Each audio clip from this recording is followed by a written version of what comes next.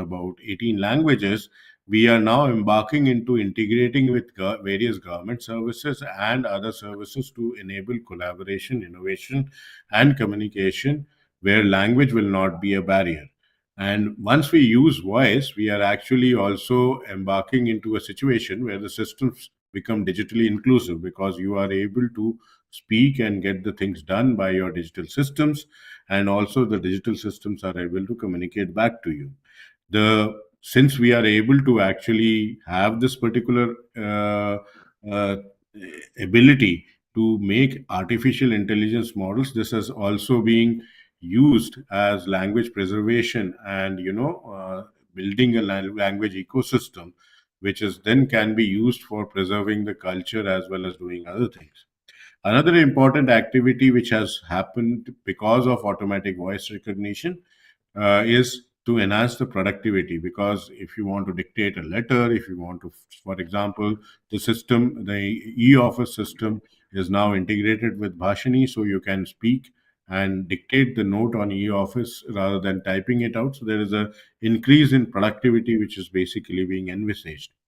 We also have a mandate of enabling the growth and adoption of these technologies, so that in future people who are on the last mile do not have a challenge of language for communication and collaboration. And we also are working on various use cases. So if you have a issue where the language or digital inclusion is a challenge, or people are on the other side of literacy divide, you can let us know the problem, and we would try to build a solution around it. This is kind of a digital public infrastructure where if we have a model and a data layer, which is a very uh, open layer where we can keep plugging in data and keep plugging in models, so that it becomes a complete digital public infrastructure. So we can add another language, say add Sinhalese there. So we have add these two boxes there, and then we will be able to build this as a platform. We currently have various use cases under around in various uh, sectors. NCR, I'll take one use case for the want of time. For example, in police and security, we are working with intelligence organization, law enforcing agencies, and other people. Notable use cases about National Crime Records Bureau, zero FIRs, as well as putting in the, having case diary translations are two use cases where we are working very closely with NCRBs and state polices. Agriculture, the farmer advisory today goes, the farmer can initiate a conversation about advice of the crops or other things on voice and get the answer in voice in his own language. So in Maharashtra, they do it in Marathi, and in Odisha, they do in Odia. In education, we are actually working on Diksha platform to make it multilingual, as well as have, you know, uh, audiobooks built up around it.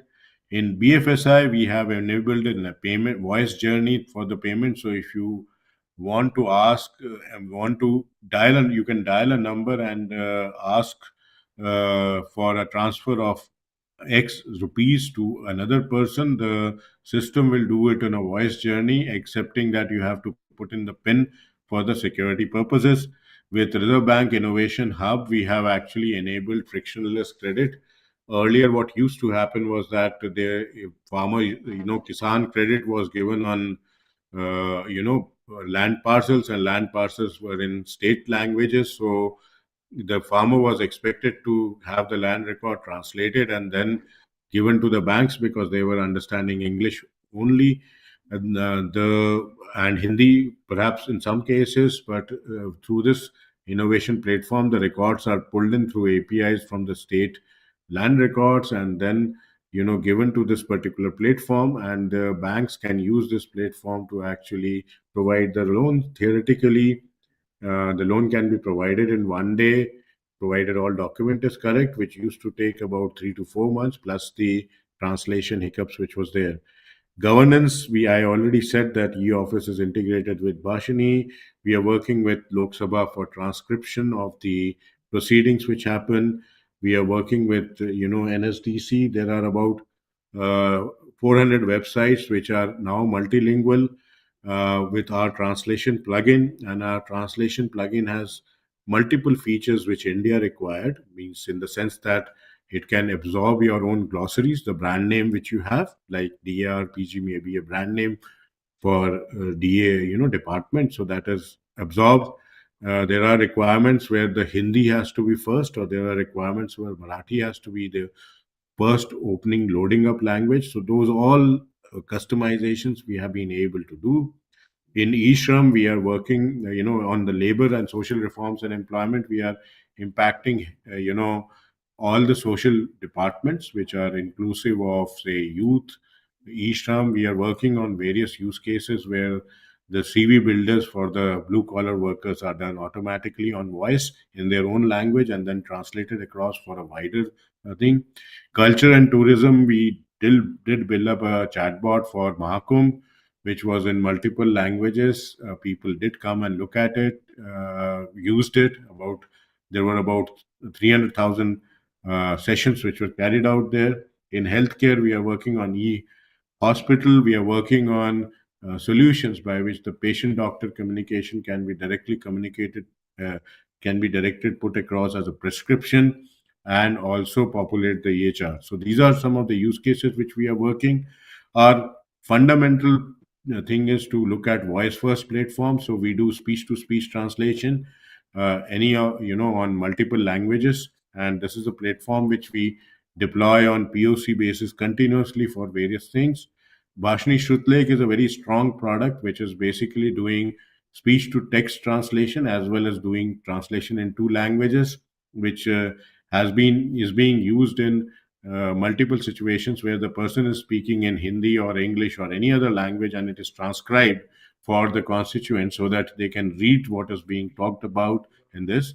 I would strongly encourage you to download Bhashni Mobile, which has a Converse platform, and this will actually be a game changer in terms of having uh, local communication. Anybody can download this app and then speak on one-to-one basis with anyone. The Converse feature allows you to speak in one language, the other person can speak in other language and do that. Obviously, we are working on chatbots which can give you specific information and specific from the entire system. Then audiobook is something where the system is able to, if you give a paper book or a page to them, then the system is able to speak out. Uh, we are working in the governance area very strongly, and I mentioned some of that there. One of the very strong applications which we have is Sabhasar, which is actually being used by Ministry of Panchayati Raj, where the panchayats are now sending audio minutes which are transcribed for Ministry of Panchayat, and the panchayats can send the audio minutes in their own language, and then it can move into the other thing. Every Aadhaar which is issued has Bhashni imprint into it because it's doing transliteration and translation calls to us. And we have a real world use cases which I just discussed in a few many of things I have discussed. One of the use cases which is Pehchan app. This is specifically from Rajasthan, where the birth records were not getting digitally encrypted because of the challenge of digitally logged because of the challenge of digital divide, which actually was taken away when we introduced voice into it.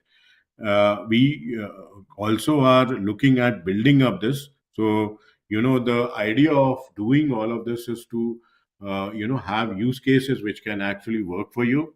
Having said that, we have also one of the specific thing which we are trying to do is to build the data corpus. The story of building of Bhashini was that we had language, 22 languages, 6 or 7 languages had digital data, but the other languages did not have digital data. So we used brute force of data collection. That means we hired about 300 people who went on the field with a mobile app and with a picture on the mobile app which said that, and we requested people to actually contribute on voice and the text of the about the particular situation, picture, or any other conversation which can be there, and then we created digital data out of it, and then we built the models there.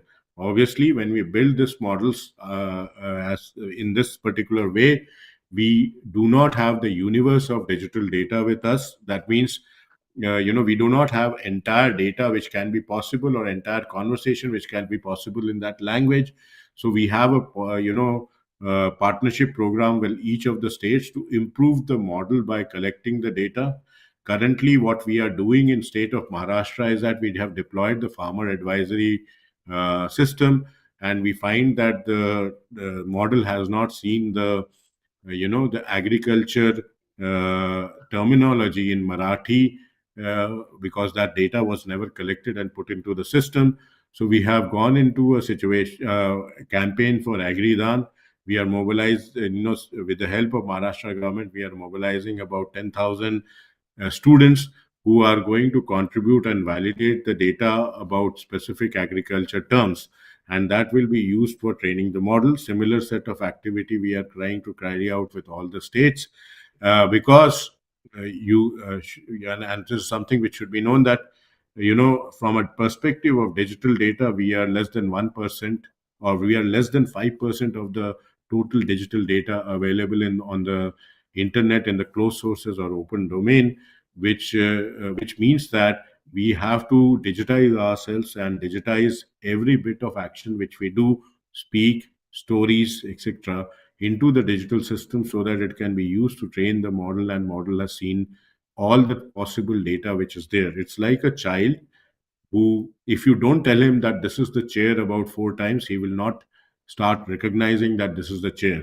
So if the data is not there as a digital data, then it will not be recognized by the models. So the baton is on all everybody's hand. Our partnership is basically related to use our systems, find value to it, and then give feedback. Second is help us to improve the model. Third, identify those applications which can actually bridge the language divide. We will do innovation hackathon and hackathon challenges. And the fourth is that please help us propagate these technologies to the last mile, so that nobody hears that if you don't know English, then you are not in a position to excel further. The idea is not to discourage learning English language or any other language. The idea is to ensure that language does not remain a barrier for anything which you do. That's all from my side. Thank you very much. Thank you, Mr. Amitabh Nag. Uh, as your presentation showed now, Bhashini is a glaring example of how to harness the power of artificial intelligence, machine learning, and natural language processing to eliminate the language barriers, and it is benefiting more than 100 million citizens across the country in rural and semi-urban areas to seamlessly access the government services and in all the sectors of governance. Thank you so much. We will take the questions at the end of the presentation by the second presenter also. We will now move on to the second innovation, the award-winning innovation, which is the Digi Yatra. Digi Yatra was also awarded with Gold Award. It is a project of the Ministry of Civil Aviation, and the presentation will be made by Shri Suresh Khadakbhaviji, who is the CEO of Digi Yatra Foundation. Shri Suresh has been in this field for long, and is worked across the telecom, IT, and aviation sectors, and provides the visionary strategic leadership for National Digital Program, National Digi Yatra Program, being associated with this initiative core mission for long in creating a seamless, hassle-free, and paperless airport experience by using a passenger's face as a single security token. By championing a decentralized, privacy-first technology model, this project is instrumental in positioning Digi Yatra as a trailblazer in global aviation, setting new standards for both security and passenger convenience while committing to the scale. this groundbreaking technology nationwide and internationally. We are all benefiting from it, and many of us have seen that the shift from the conventional way of accessing the services at the airport to the digital Digi Yatra has shown a great shift. And as Mr. Suresh himself had said, this is to provide an experience where your face is your boarding pass, which is the most, the most famous thing about the Digi Yatra that we have experienced.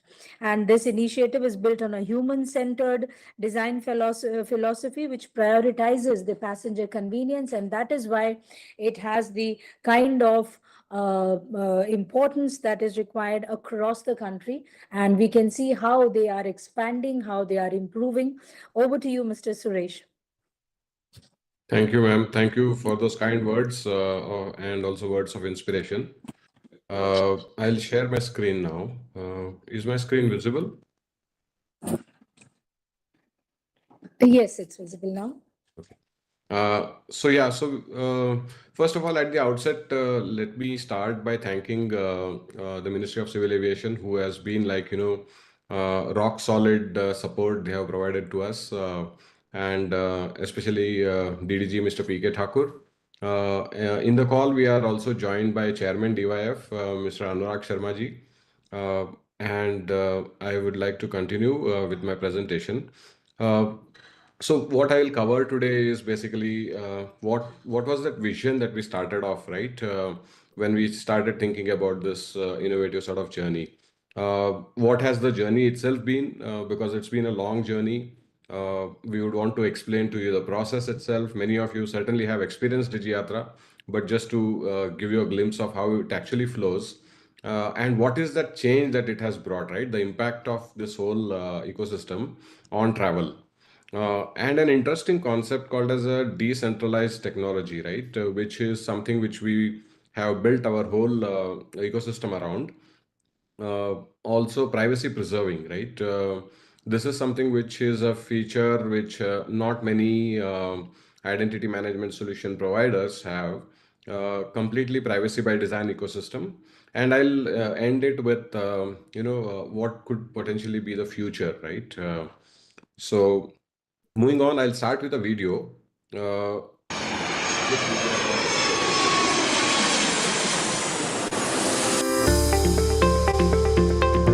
Air travel can be stressful, with long queues, multiple identity checks and endless paperwork. Not anymore. DigiYatra, a digital solution that makes air travel safe, seamless, and hassle-free. With DigiYatra, all you need to do is register with your government-issued ID, and you will receive a unique verifiable credential.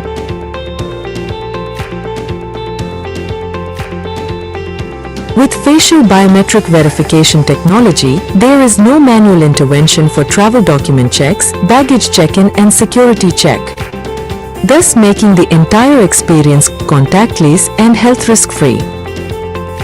The DigiYatra app lets you store your ID and travel data in your smartphone secure wallet, making it safe and secure. Starting with 3 airports in 2022, DigiYatra has now expanded to 24 airports across India. Since December 2022, around 2 crore passengers have downloaded the app, and it has been used around 7 crore times for seamless travel. With the currently live airports, DigiYatra now covers 84% of total domestic travel. DigiYatra will soon be available at 17 more airports across India. DigiYatra services will be expanded to other airports across the country in a phased manner. By giving a walk-in-the-park experience, DigiYatra is transforming the way we travel. It's a step towards the future of air travel. DigiYatra, by the Ministry of Civil Aviation. So I'll move on. So when we started with the vision itself, right, it was putting the customer in the center. And I think people now are realizing that, it is an important aspect to look at the pain points that the customer goes through. And Amitabh also mentioned about the language itself, right? Voice first, it becomes a much more convenient, user access. So similarly, what we have done is we have put the customer and the pain points that they undergo at the airport, right? And earlier, if you were to really look at the earlier mode of travel where everything used to be manually checked, there used to be a lot of stress in the passenger's mind. How am I going to cross the airport entry gate? Am I carrying my identity card or not? Is my boarding pass available with me? So many questions, right, in their minds. And it used to be stressful to travel, and now with Digiyatra, everything has changed. Uh, so customer first and always, right? That is something which we have always been at. And when we evolved the app, it's been through a human-centered design thinking approach, which is how does the app become completely intuitive for the user, right? Uh, so in the end, when we do all these things right, we end up with something which gives a delightful, memorable, and contactless experience to passengers. And some of the key aspects is that, one is that it enables enhancing efficiencies. Your wait times at the airport becomes lower. Uh, and yes, it is a walk in the park experience that we are able to offer to air travelers. We also have a vision of becoming the travel stack of India. And of course, a lot of decision making is possible with the insights that you can get.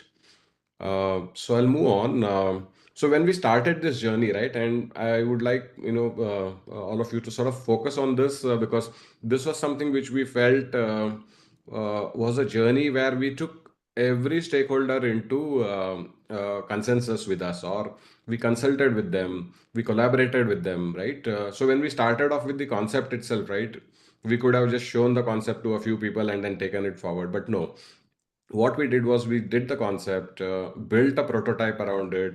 The prototype was put to test. And once it was like, getting all the right vibes from various stakeholders, we started to collaborate with them. We started to consult with various industry leaders. We started to talk to regulatory authorities, various airlines, airports. And eventually, due to all these collaborative activities, what happened is that, this initiative no longer remained one airport or two airports initiative. It became a national movement itself. And that's how Digiyatra Foundation was formed, which is a not-for-profit company. Uh, so these two pillars were pretty much important for us to scale up in the way that we have scaled up. And then came the pandemic, right? We started in 2015. Policy was launched in 2018, August. But then when we actually were about to build this ecosystem, that's when pandemic came in. And I would say that, that was the true test of our resilience because the faith that we had, the belief that we had in our ecosystem and the solution that we were planning to propose was stronger and we prevailed. And what we did was we sort of changed the centralized approach to a decentralized architecture. And we ran a national startup challenge with the help of Niti Aayog and Atal Innovation Mission. Got a startup. We selected 6 startups, and then eventually got a couple of them to sort of start building it. One of them, of course, went ahead, and with our guidance, we built this whole ecosystem. 1st December 2022 is when we actually launched at Delhi, Bangalore, and Varanasi airports. And then rest is history, I would say, because 24 airports already live and running, and we have a potential to cover 90% of India's domestic flying population, right? And we continue to improve, right? And this is something which is uh, a constant sort of a thing because you can't rest on your laurels. You need to continually keep getting feedback from users, ask them as to what they want, because in the end, it is the customer who we serve. And we continue to take feedback. And one of the feedbacks was, why can't we add our kids? Because while we are doing a family travel, we can't add our kids. We cannot use Digiyatra. So we added a guardianship feature wherein elders can actually enroll their dependent children. We were also asked as to why only Aadhaar to create our credentials. So now we have got the driving license based credential, which is launched in beta. And then people are also ask us why not have Digiyatra for international travel. So end-to-end international seamless travel is something which we can provide with e-passport based enrollment, which is already in the works. And we are also talking to various authorities to see how we can do these international pilots and then scale this up globally.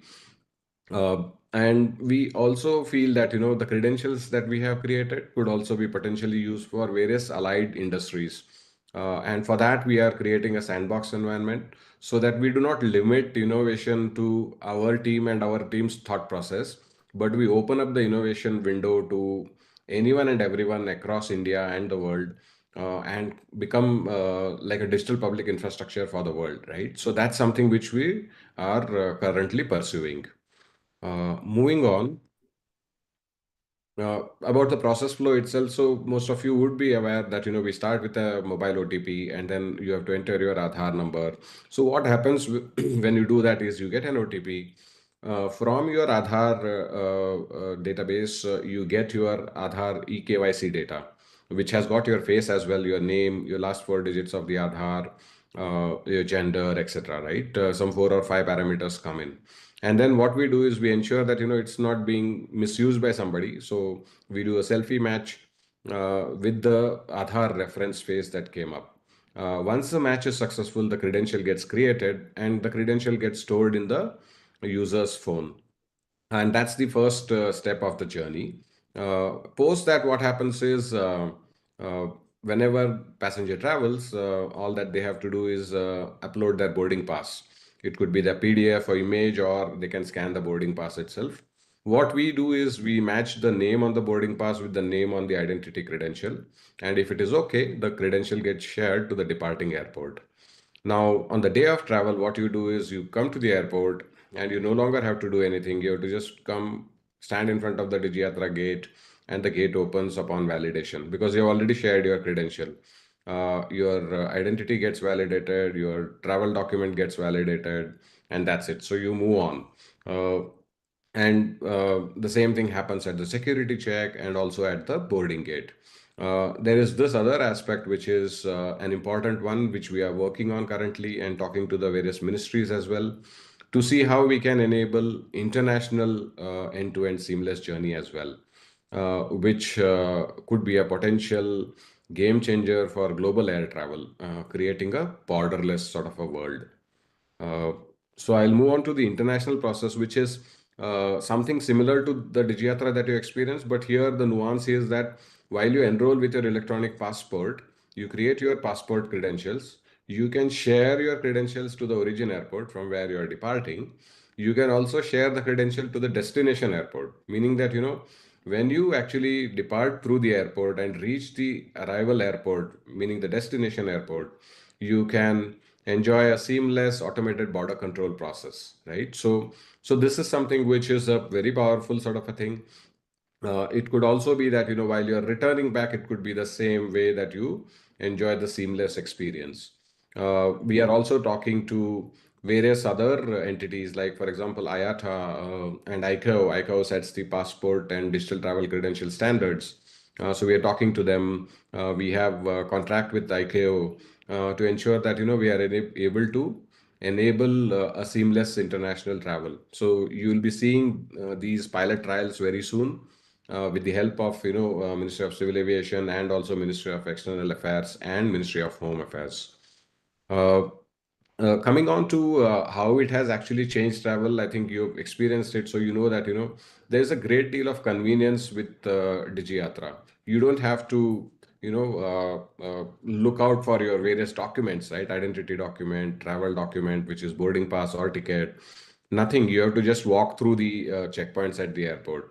And when you actually share your credentials to the through DigiYatra, you come to the airport ready to fly, meaning that there is no one who's going to stop you. You have to just go through all those checkpoints in a seamless sort of a manner. The whole ecosystem works faster because all these manual checks are now done away with, and the checks happen much faster. So from a 20-second at the airport entry gate, you get processed within 5 seconds itself. So that's the power of DigiYatra and how it makes it completely convenient and faster. The other aspect of DigiYatra is that it's very secure, and it also respects your privacy, meaning that you might not want to share your data to anybody else, or you might want your data not to be misused by anybody else. So everything is locked into the ecosystem itself, and you go through all the checks in a privacy preserving manner. And once the purpose for which you have shared your credential gets established or completed, after that, the data gets purged. It's a completely safe process because you don't have to exchange documents, and the behavior that came out of the pandemic, right, which is I don't want to touch any external equipment, I don't want to exchange any documents, etc., etc. All are sort of taken care of because you just walk with your face through all the checkpoints. So we coined this terminology called as health risk free during the pandemic itself. So it's a completely health risk free sort of a ecosystem that we have created. We also contribute a great deal to sustainability because uh, airports across India have been seeing phenomenal growth in passenger traffic over the last decade or so, right? And Indian aviation industry is going to take off and become maybe the third largest aviation industry. Uh, where airports were earlier processing passengers through the manual process, with DigiYatra, what happens is that because the processing becomes much faster, more passengers can actually go through the airport without actually the airport having to build a bigger terminal building. So efficiency of the airport enhances dramatically, passenger processing costs reduces, and therefore on a lower footprint you are able to manage more number of passengers. And also I would say that it is future proof and sort of a resilient sort of an ecosystem that we have built. Moving on to the decentralized concept, which is a very unique concept. So unlike any other ecosystem or platform where the personally identifiable information of the customer is stored in a central repository, our ecosystem, from the time we went live in December 2022, from that time, we have been following the W3C standards, which is the World Wide Web Consortium standards. The concept that we use is called as self-sovereign identity. And these words itself mean that, self-sovereign identity means me, I, as the holder or owner of the data, have got full control over my identity and the credentials that I use for any purpose. We use verifiable credentials, which are nothing but the soft form of your identity card, for example. And we use decentralized identifiers to ensure that these communications between the holder, the issuer, the holder, and the verifier, everything happens in a secure manner. All the data is stored in the user's own phone, and that's where we ran this concept. And over the past few months or so, we have been running this campaign, and that was primarily because many people, without understanding our ecosystem, were saying that this is another surveillance sort of an ecosystem that has been created, right? Far from the truth, right? Which is, the fact is that we have got more than 17 million users on DigiYatra. We have been there for almost 3 years now. We have enabled more than 71 million smiles until now, but we still do not know a single DigiYatri. And that, I think, is the powerful thing. So we started to do multiple campaigns also, that we do not know you as a DigiYatri, but we do certainly know the needs that you have during your air travel. So just to explain a little bit, the holder here that you see in this diagram, the holder is the one who's the DigiYatri, or the user. Holder actually acquires credentials. They store the credentials in their own phone, and they present it to whoever is the verifier. And that verifier could be the airport, right? So airport could be a verifier. The issuer in this case is DigiYatra Foundation, for example, who issues credentials. And what we do when we issue credentials is we put a signature on the credential that it is DigiYatra Foundation who has issued this credential. We also say that, okay, there is this credential that is issued, and there is a hash value for that credential. And the hash value ensures that, the verifier can establish that this data was not tampered by the user.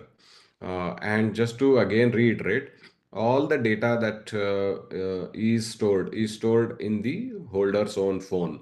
So it's in your own smartphone, in the DigiYatra app, that the credential gets stored permanently, and not in any central repository.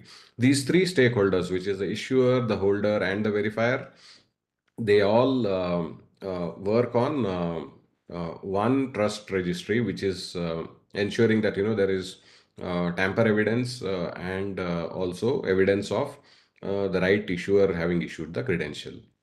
So that's about the decentralized concept. This is something I'm actually proud to say this, but the point here is that we as Digiyatra are perhaps the biggest exponents of self-sovereign identity anywhere in the world.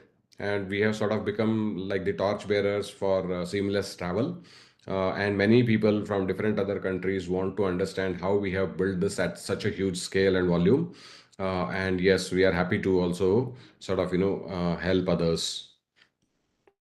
Coming to some key metrics, so we have a user base of more than 17.5 million. Our Android ratings are, Android and iOS app ratings are a very healthy 4.4 and above.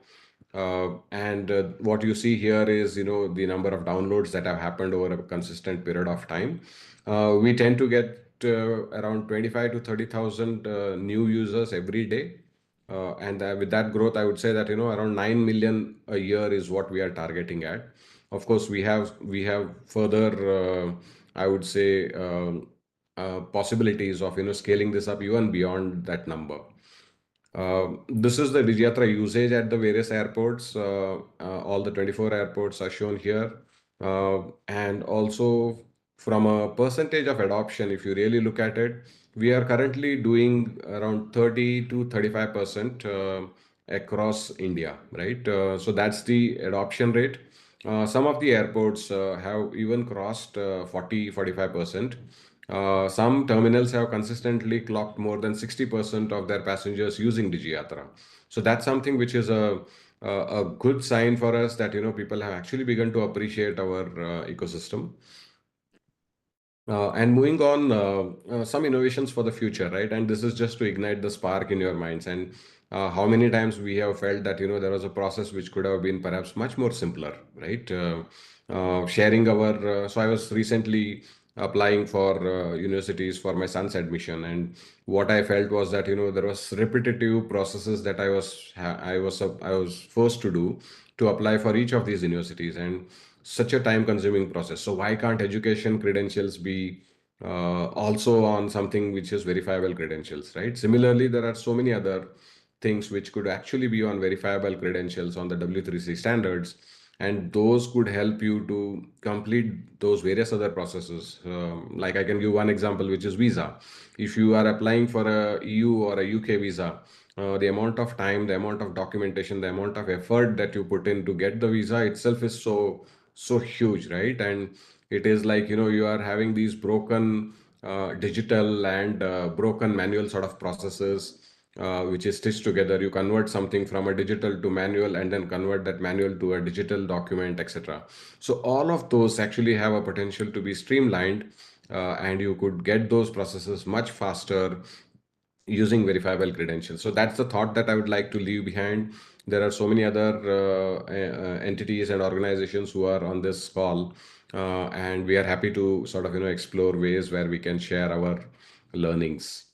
And of course, this would obviously mean that we need to have a pan-India sort of a governance framework, which would have to be created to ensure that we have a pool of issuers, a pool of verifiers who are all authorized to issue and also authorized to verify. So with that, I come to the end of my presentation and would be happy to sort of take any questions. Thank you so much, Mr. Suresh Khadak Bhaviji.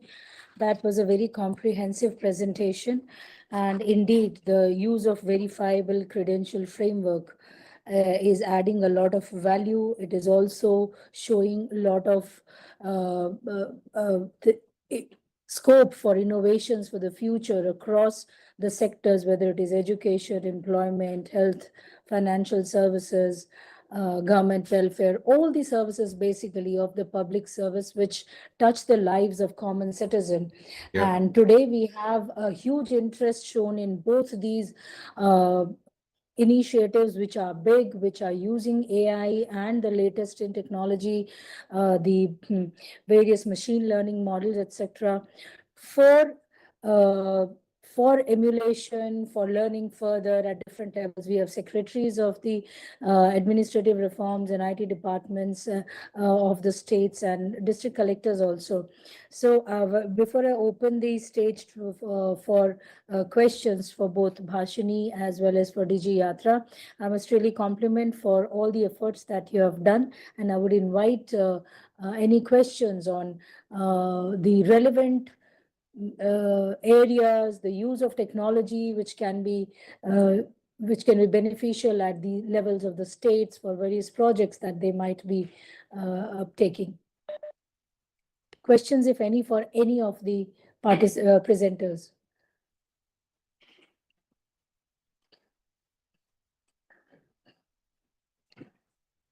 I understand these are national level projects. Yes, please. Yes, please.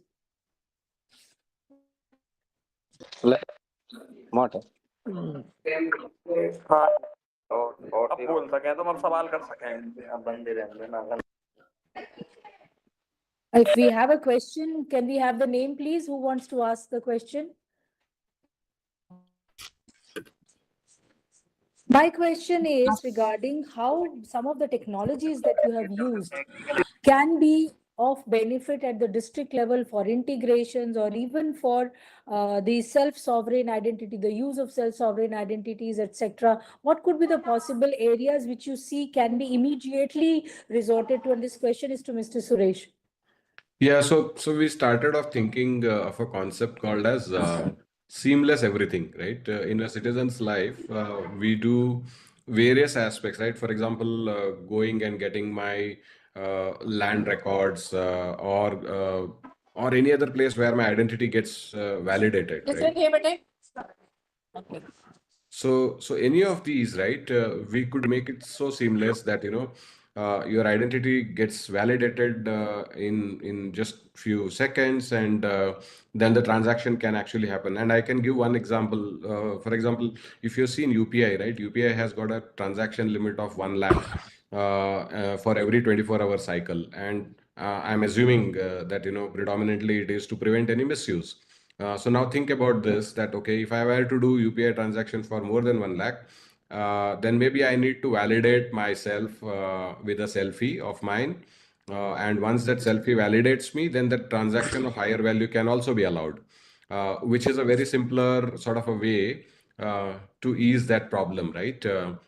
And there could be so many other places also, like you enter into, say, the government office, your identity document needs to be given, your name needs to be written, etc.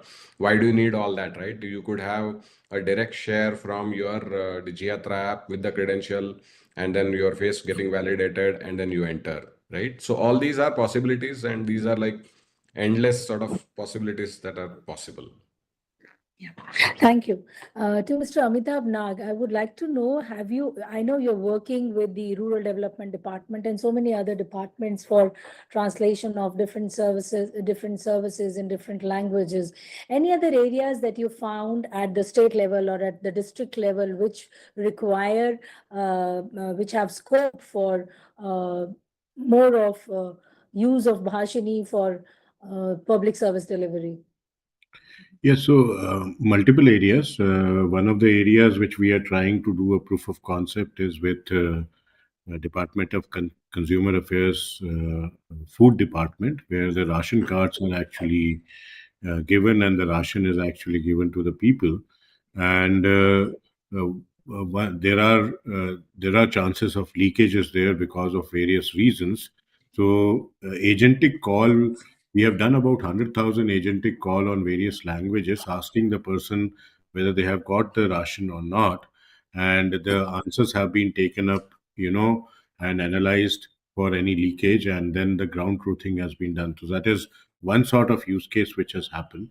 The second, of course, is being used in in government, Karnataka government, where the survey is actually being taken through the Bhashini app.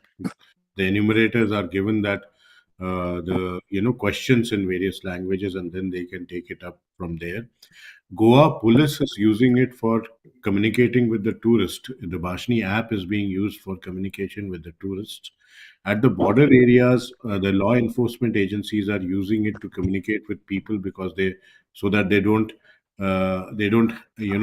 start picking up people because of language. They identify people incorrectly, and they also understand people correctly.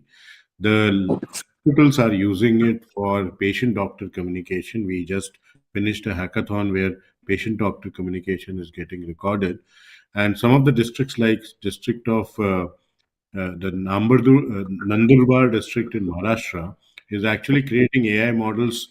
That's a reverse set of thing. It's creating AI models for 5 tribal languages, which will be then put up into Vashini. So it's like a two-way communication which can happen at the rural level, at all the levels which are there. So we are also working with National Rural Livelihood Mission to actually uh, get all the forms, means voice enable all the interactions which are actually going on at the last level, for which they are dependent upon someone else to do that particular job. And the voice enablement would mean that they are self-empowered, fill up the ask for what is the scheme, or what is the benefit, or what is their entitlement, and then fill up the form through the voice to actually get that benefit or entitlement with uh, so that's the kind of project which we are.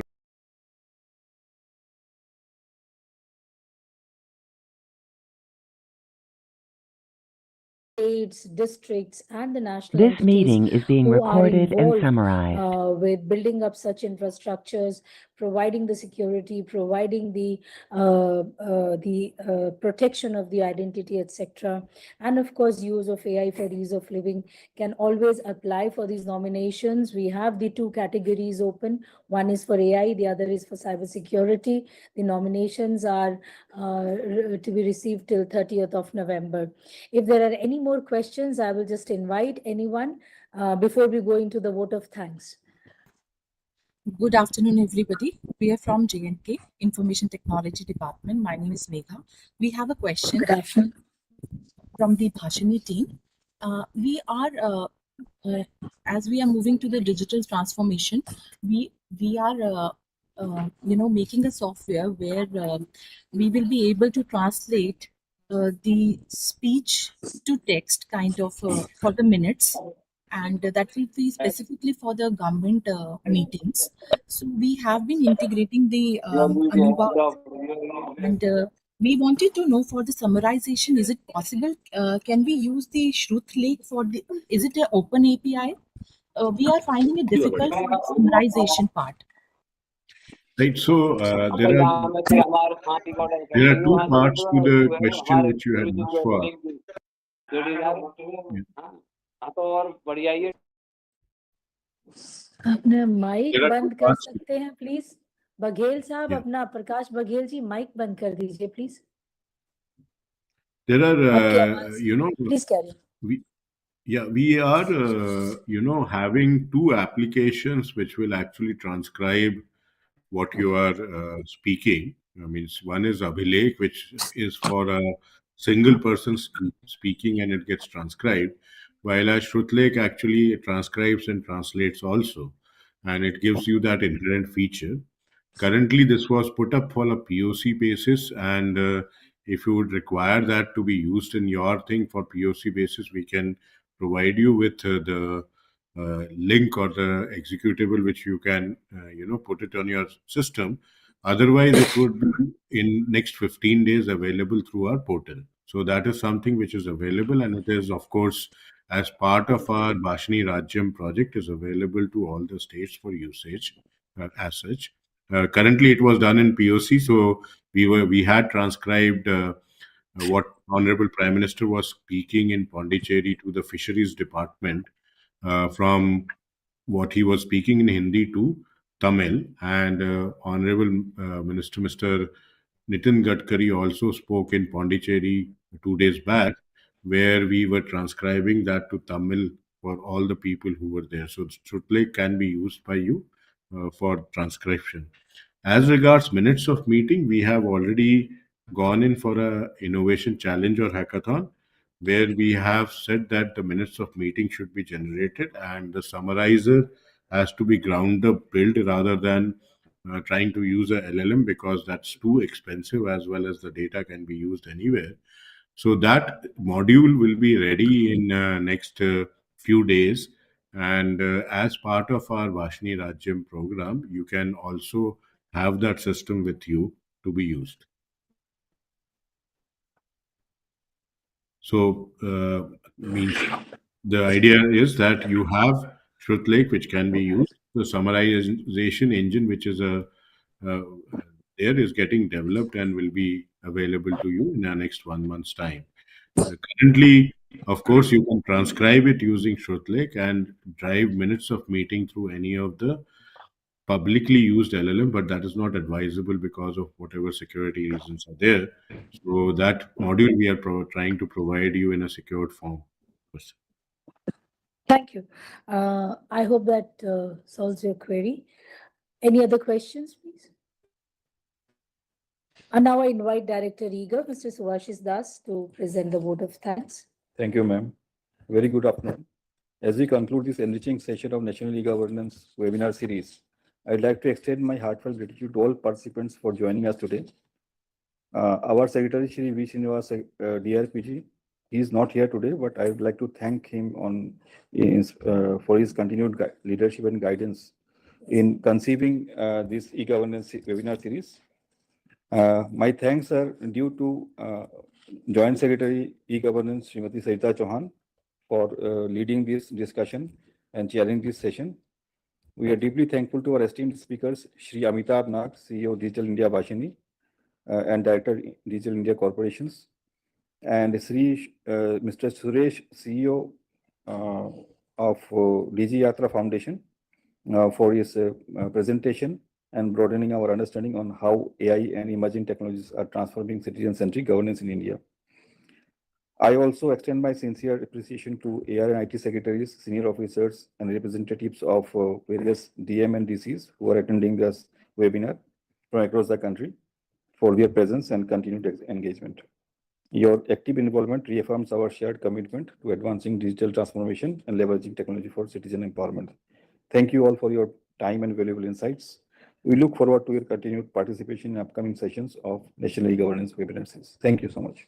Thank you so much, we can disconnect. Thank you all of you. Thank you, everyone. Thank you.